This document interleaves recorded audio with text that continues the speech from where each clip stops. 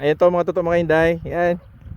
So pagkatapos po ng pakwan namin, no, binubunot po nila yung mga puno ng pakwan ngayon doon sa dulo.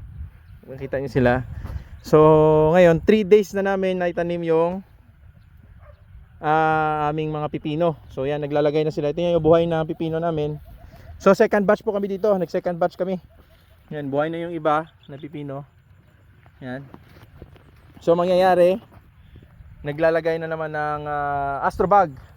Ito yung paggagapangan ng pipino. So last na pipino namin, maganda naman at kumita kami doon.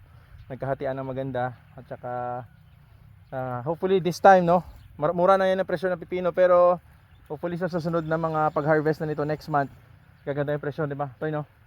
Yan, huwag ka mag-hindi, Toy. Dapat positive lang tayo sa buhay. Yan. So yung matutumang hinday, tuloy-tuloy lang tayo sa pagtatanim para meron tayong ma-harvest, no? Kasi pag nag-stop ka ng tanim, ako, tingnan mo to, oh. Ano to? Pakwan ba yan? Ipit Yan. So maulan ngayon dito, kaya magandang panahon dito sa kabila, tapos na sila. So tuloy-tuloy pa rin. Ito yung ginagawa namin to para maging protection din, no? So magiging bakod namin yung pipino. Yan. So extra income, kagandahan, magiging bakod nyo sa pananim na pakwan, main crop. Ayos.